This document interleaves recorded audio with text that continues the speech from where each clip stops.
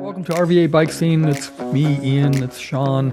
We talk about everything going on in the RVA, that's Richmond, Virginia region, about bike events, biking things, news, other stuff that we could kind of get our hands on. If you have anything you'd like to share, just be sure to contact us in the show notes, either on Ian Stewart Cycles on YouTube or on the podcast or via, links will be in there. And what we talk about today will also be linked because we have a lot of things to discuss. Sean, welcome back. It's been a while. It's another chilly day. Another chilly day after another warm day. Yeah, and I was all prepared in shorts. If you hear noise in the background, my college-age daughter's making breakfast, which is fine. But it's a work battle of the heat pump versus air conditioning, where overnight we run one, and then in the morning we run the other, and then by mid-afternoon we turn to the other one back again.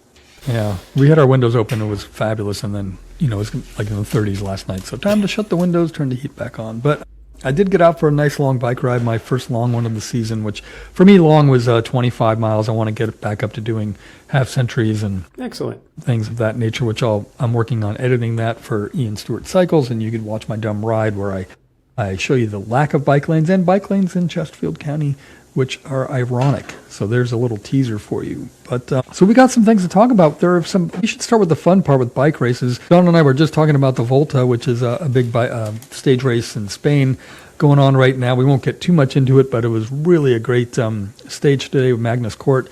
Pulled out an epic win at stage 2. If you have access to that, go check it out on Peacock or go on YouTube and watch the highlights. Yesterday's sprint was also quite exciting, so definitely check that one out while you're looking for your fix. Yeah, and then just briefly too, Milano San Remo rides over the weekend. On Saturday was the men's and the women's. The women's had a shorter one, which was also in Italy. I don't know which part of Italy, but the northwestern part of Italy up in Milan. Milan is northwestern, kind of closer to Switzerland. So long, the men's had a long, coverage started at 4:30 at least, which I'm assuming was part of the breakaway, meaning conversation of people talking about what was coming up. But it was a long, long ride for the men. And then the women's had a long one as well, but they did it like at the head of the men. And what they do is they go through these epic climbs called the Poggio and the Cipresso. And but no spoiler, Tade won the men's. But what an epic win for him, though. It was a nail biter in terms of half a tire length or something. It didn't go anywhere near what a lot of people had planned, but it's called the best 15 minutes in racing, just because it never goes to plan. I read this morning that it's 13 straight years of nobody winning it back to back. And the riders you would think would win do not typically win. This year was a little different, but the way it happened was not what anyone expected. But that is a great race. Nothing about it is truly hard, except the very end, the last 2 climbs. I think the total is 280 kilometers, or maybe even almost at 290. It's almost 6.5, 7 hours of racing. So even though those 2 climbs are not supposed to be that difficult, they just come after such a long day. Yeah, that it makes them really hard, and so you might end up with just a surprise winner. One year, Matej Mohoric won by being a great descender with a dropper post on a road bike. Oh, I remember. And that was a surprise. Nobody expected. But it's been great. That's always a good race to watch, but it's always a great race to watch the last half hour. Yeah, I heard GCN a while ago when they had their coverage on their GCN Plus, they mentioned don't miss the last 20K. Right. One, it's beautiful along the coast. It's just fantastic looking. The weather was fabulous. There's a website devoted to this called ismilansanremoexcitingyet.com. And it just says no all day long, and then it says yes. That's great. I will touch on one thing about that race too, which Tom Pitcock, who is a discipline, thank you, cyclist who does mountain biking, champion, cyclocross world champion, exactly, national champion, he won worlds in Arkansas, right? And he came in second, which was outstanding. He stuck with Tade near the end, and then he's racing literally a day later or so in 2 days the later, Volta. 2 days later, and I was like, dude, you were young and able to do that. That's fantastic. And then the women's race. And we'll let this go in a minute, but the women's race was also fantastic, but also very tragic. There was a huge crash, which maybe you saw online. If you didn't, I'm sure you could look it up. Don't go look for it. Don't go look for it, because I watched it and literally my breath came out, and it kind of ruined. I was listening to what Benji Neeson for on their podcast. I forgot the name of their podcast, but they were talking about it. Because it kind of ruins the entertainment value of the race after that, because you're really worried about, like, are they okay? Yeah. Cassie Inui Adoma Finney crashed as well in that crash, and she was like okay, but she didn't finish the race. But Vlada Kopecky pulled out a win, and a fantastic race. But man, what a jeez. The good news is everybody's okay, given how bad everyone's that was. Okay, and It could have been tremendously worse. Well, let's bring it down local now and talk about local bike races. Bryant Park, which I've covered before when I was at VPM, I did a story on Bryant Park races, is back in action. Why don't you mention about that, since you have such a good hand in it? So yesterday we had the Bryant Park Crit, which is not part of the Tuesday night series. It's a standalone race that's in the just the Virginia Cycling Association calendar. But yesterday they had 330 entrants, which 242 unique riders, meaning there were some that raced twice in one day. And that puts that up with at the second most attended race in Virginia over the last year and a half. So obviously, we always talk about, is road racing dead, or, is bike racing dead? And we always, get surprised by some event every year. Richmond always does well because it's central. We bring from Roanoke, we had Pittsburgh, Raleigh, a couple people from eastern part of Virginia, Maryland. So it brings a lot of people from around the region. But just good to see that many people out and racing. It was a beautiful day. So road racing still happening. Yeah, and I think Richmond's own Brantley Tyndall, Bike Walk RVA, mega biker guy who raced across the country and all that stuff, and he's an advocate for biking infrastructure. He took some fabulous pictures that if you follow him on Facebook, you could see, which is just a great event. So it's starting now, right? So can people go and watch this and participate if they have? Mention about that. Yeah, like I said, it's just the weekend races so far. Our Tuesday night series doesn't start until May 19th. And that's the first day that we can race after the Azalea people can drive through Bryant Park. So that's kind of the reason why it has to be May 19th. We have to coordinate that every year. And that goes all the way into September. So we've got that series coming up, but that's not for another month and a half. But so the weekend races have started for road, for mountain bike. I think there's a couple of gravel events coming up in the state in April. Dirty Kitten is Gravista. We've got some coming up. So and we've also got Rockbridge, which is out near Crozet. I think that's early May or late April. All of these are available on bikereg.com.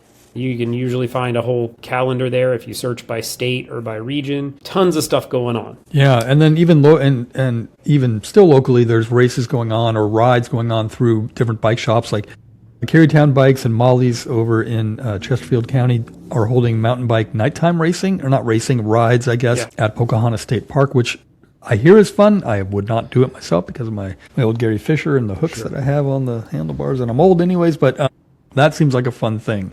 So night riding, one thing to keep in mind with that, for anyone who's not familiar with how it works around here, is you have to be part of an organized ride to go to Pocahontas at night. So you have to sign up and sign something saying that you're only going to be there between set time, because Pocahontas is not open at night. All right.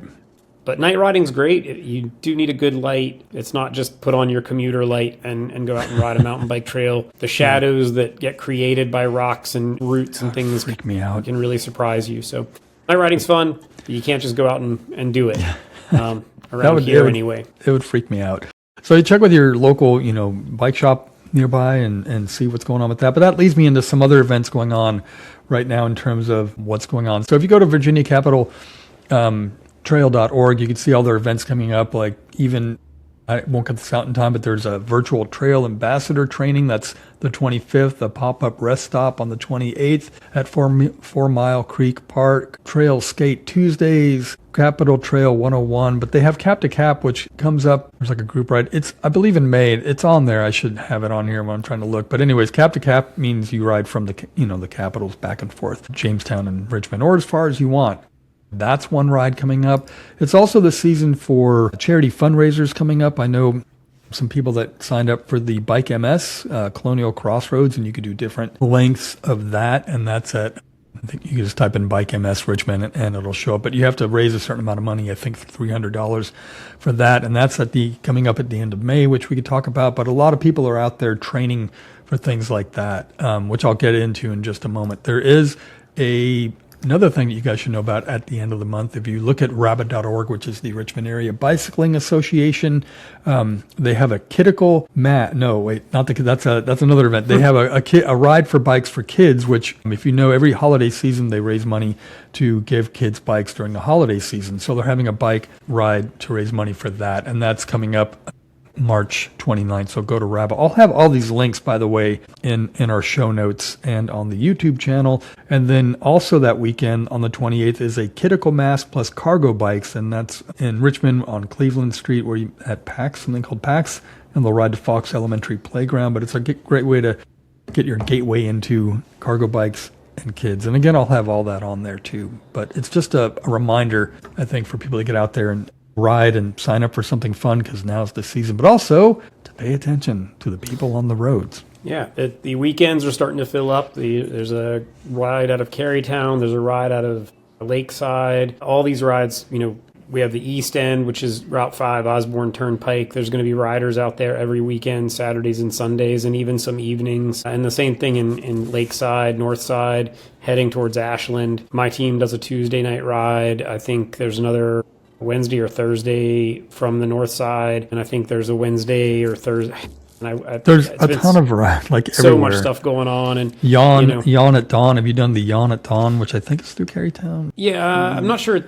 I'm not sure who it is, but there's they leave from Virginia Museum of Fine Arts. Their route varies, so they do a north route one week, and then like a downtown route one week, and then they go over to like Cherokee Old Gun one week. Roll Call has a ride that's going out some number of days during the week. There's another kind of casual group that leaves, I think, every day, but like 5:30 to 7:15 in the morning. Right. Everybody's got lights. It's just a visibility thing. We're out there, and just be aware of. I really want to get out and ride in the morning. Well, first of all, a good reminder, if you're not a bicyclist and you're listening to this, then kudos for you. I appreciate it. But just remember and tell your friends and family and coworkers and stuff that now is the season to really watch out for bikers. And they're out at all times. In the morning, 5:30 and up. And then in the evenings, Bike Monday Bros is still out. And even though it's lighter later, you should, always be aware. We've had some incidents recently of bike death in Chesterfield off Newby's Bridge. Someone riding in the morning, in a spot near a well-populated neighborhood. And anyways. Had one in the fan, I think, yesterday, but it turns out the bike was going the wrong way down a one-way street. I'm not sure exactly how that happened, but, so it's also on the bike riders to do things that are predictable. I think we've covered a lot of ground with that, but just, it doesn't matter what time you're out there, if you're not predictable, you're always putting yourself at risk. So yeah, let's be safe, and every time there's a rider that does something that's, whether it's not illegal or whether it is, if it's just stupid in the eye of some other person, pedestrian, driver, other cyclist, you're going to, if you make somebody angry at one of us, you make somebody angry at all of us. So it's just something to be aware of on both sides of that coin. Yeah. And, I do, just to kind of get back to some of these events, I would love to do a Yawn at Dawn type of ride, but I think I have so much to do in the morning, it's just hard to get up. And I do want to do an event like the MS ride. I was thinking about doing that, or because I really want to go cargo. I really want to go bike packing this summer, but I need to train up to it, and then I need to save money because it's costly. But I've been thinking I have, like the MS ride, which is a great cause. I have a family member in California. He's a cousin, and he's like around 9 years old, and he's battling cancer. And I'm like, how can I do MS when I'm like, maybe I should start my own fundraising ride on the cap to raise money for his medical expenses. So I'm debating about that. But these watching out for bikes and infrastructure that we mentioned before, it's a good way to go to plan. Plan RVA has a lot of surveys out about infrastructure right now, and I'll put the link in there. It's at engage.planrva.org, but they have like Transportation 2050, and they want community input, regional safety plan, There's another one, transportation improvement program. So there's different things that they want background on from you and I and everyone who listens to this, all 5 of you. No, everyone who listens to this, and they want input. So I'll have those links in there for you to give input about infrastructure, which leads me to Axios, by the way, which is a great news outlet run by Sabrina Moreno and Carrie Pfeiffer here in Richmond. It's a national news outlet, but they have a local one. And they just posted a great newsletter about Richmond's safety paradox, how pedestrians are at risk in the city, but we're ranking actually pretty well, but we're not. And so it's kind of this really interesting conundrum. But if you go to Axios in Richmond and you can look up their article about that, but it's really, and they also mentioned, which I don't know if you've seen this, pedestrian referees are back at VCU. Have you seen these posts? I've heard of this, yes. Yeah, which is a great thing. If you guys don't know, these referees are literally wearing vests and they're calling out pedestrians around VCU campus who are maybe walking with headphones on and jaywalking and looking at their phones, and also drivers and things of that nature around the VCU area, which is our campus and college here in the Richmond area. It's in a corridor that personally should be blocked off or changed to a one-way or two-way street to kind of slow some traffic. But over the years, there's been a lot of pedestrian fatalities there from people turning right when pedestrians are crossing, blind spots from cars parking up too close to the curb, which a lot of them, the city is taking care of. They've put in speed humps, they've put in pedestrian leading lights, letting pedestrians cross first. I think it's great to get out the word to all the students to pay attention, because you know how much I love comments in social media. When you hear something happen, all the yahoos get on there and the pedestrians, they just jaywalk wherever and they're not paying attention. No onus on drivers driving fast or not paying attention or being on their phone. Anyways. If you've never seen this before, this goes for everyone. You, Ian, if you're listening, I'm listening. You're listening? Yeah. Good. There's in Bolivia, so La Paz, Bolivia. Are you aware of the traffic zebras? No. They literally have traffic, these people in costumes that are like zebras that escort pedestrians across the road. Oh, wow. And so, the black and white stripe of the crosswalk and the black and white stripe of the zebra, I guess, is why they came up with this. But it's it says at-risk youth employed by the city government work to calm traffic and educate citizens in road safety. La Paz, Bolivia, and it's Ecuadores Urbanos Zebras. So if you ever want to look up a really good use of people to help make things safe, brilliant idea. Have you seen these posts too, where I don't know what cities these are in, but it's always on Instagram, where there's pedestrian and there's a little basket of bricks, and people pick it up and they're at a crosswalk. They're not just jaywalking. Anyone not knowing this, and then they look at the cars and the car's like, oh, I got to stop, like a brick. And then I saw, which is interesting. It's sad that hey, I have a brick. Okay, I'll stop. Or I watched another video of someone, I think Andy Baino reposted this. He didn't recommend it, and some people, I think, chided him for it, but it was this video of someone with a speed camera filming cars going in a school zone, going too fast, and they throw various pieces of food, like a tomato, a cake, snap peas, or something, which I don't recommend, but I get the point of I think they clock some people at 70 or 50, and then anyways, it's kind of interesting, these things, to try to get people to slow the hell down. Yep. Yeah. So speaking of Bolivia, you're going to France. Yeah, that's a little bit of a leap. Well, it's out of the country. It's another country, right? It's another country. Yeah, I'm headed to France. Leave on Friday for 7 or 8 days. I can't remember exactly how long we're in there. I guess we're there for 7, and we're 8 days worth of time. But going to visit a friend of mine's wife who lives down in the bottom of the Alps in a town called Semoulin, and we'll be we'll fly into Geneva, drive over to the base of Léger, basically a ski resort, and I'll be within driving distance of the Matterhorn. Wow. Which is, I'm hoping to do a little hiking, and I'm not sure I'm going to get to ride a bike. It's supposed to be a bit wet and possibly snowy. Okay, I was going to ask if you were going to get on the bike at all. We might get to ski a little bit, but the daytime temperatures and the way the weather looks in the first few days is morning snow, but afternoon rain. So, but midweek, they're supposed to get 8 or 9 inches of snow. So we don't really know what we're going to be doing. We could just be hanging out in the hot tub that our little village cottage has. Nice. But I wanted to hear about it also because I didn't know where you were going to go in France, and I thought, if you're in Paris, Paris is having a huge explosion right now in terms of how they've turned around their bike infrastructure and made bikes and made people a priority as opposed to cars. And so I hope you get to see that, because what a fantastic thing that Paris has done. I think their new, was it there that someone who just got elected rode his first day or whatever on a bike, like a city bike, which is just more of that. And then of course in Washington DC we have I don't know how the politics of it work, but they're trying to take out one of the main bike lanes along the National Mall or something, because the celebration of 250 years is coming up, and apparently a bike lane is I don't know, a problem. But a lot of people got out to protest that, and so it's been pushed back or on hold or something. So cross your fingers if you're in DC and you're listening to this. Get into that. If you ride in DC, fight to keep the bike lane. It's sad, because I've heard a bunch of stories of some cities and towns like removing bike lanes that people fought hard for, which is just insane. Well, and especially when I don't know the numbers, and DC people probably know better than I do, but the level of safety that has come from the bike infrastructure, like across the board, is a total success. Yeah, I've interviewed a number of different organizations up in DC for various stories, and I've ridden in there when I was doing a bikepacking trip from Annapolis down to here, which got scuttled in it.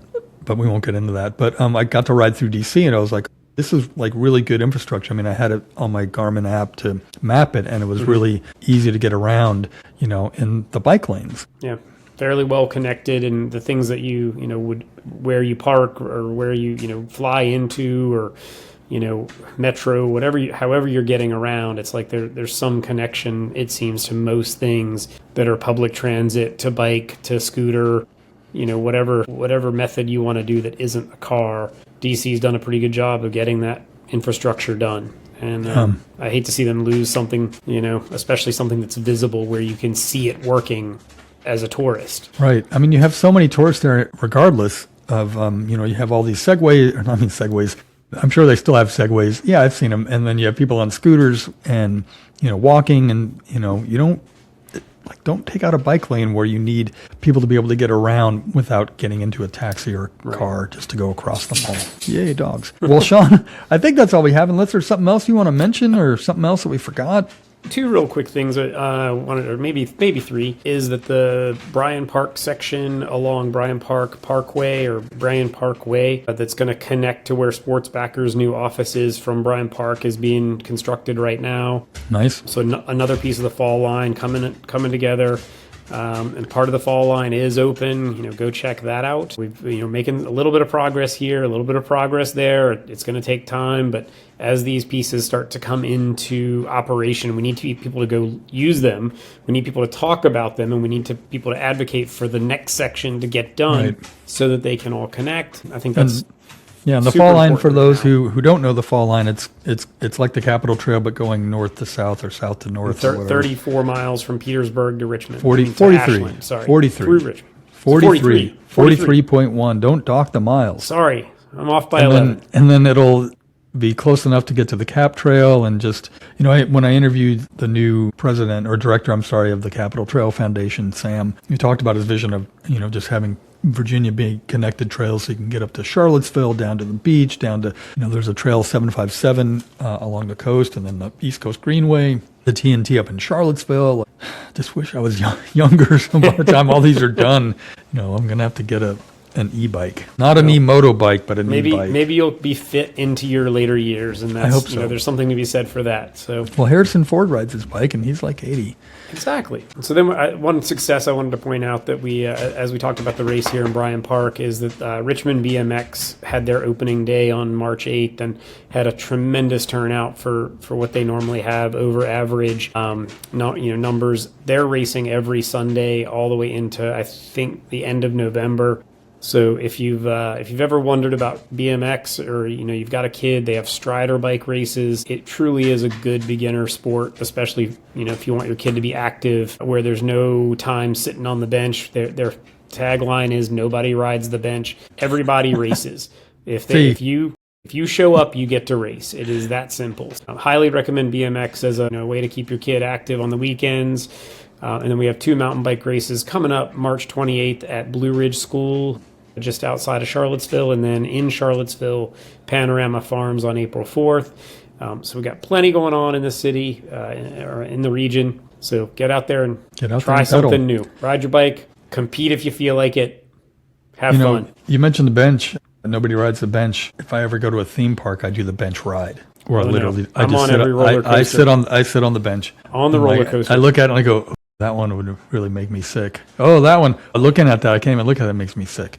I'll do the train ride. So it's a waste of money, basically. My whole family, thankfully, we're like, yeah, it's too much. So it's a money saver. Season pass holder. Well, Sean, have a great time in France, thanks. and I would like a recap when you get back. I'll send some pictures, and hopefully, travel will be okay. We're flying out of DC, and the line. I don't know what the lines are going to look like, but there's a little thing going on right now. There's a little thing going on, and you have to leave today to get there to get through, I guess, right? Yesterday it seemed okay. The it said 18 minutes or something to get through security at Reagan. So we'll see how it goes. It's we're flying into Montreal, then to Geneva. So such a been doing my Duolingo, get a little more comfortable with my basic French. Great. And thanks, Duolingo. Au revoir, everybody. Au revoir. Till next time, Sean. All right. Well, enjoy your hopefully the good weather here in Richmond, and we'll talk when I get back. Excellent. If you like the mechanics of transportation and this new podcast and want to support our efforts, then please consider subscribing to it by clicking the link in the show notes. You could also help support us by sharing this podcast on all of your social medias and rating it and leaving a comment in the show notes. Tell all your friends. Post it on Reddit, even though Reddit doesn't like when people do that. If you do subscribe, we'll try to thank you at the end of each episode. You could also send me a tip via Venmo at Ian-Stewart-82. And if you're a sponsor who'd like to sponsor this show, maybe you're a bike store, maybe, let us know.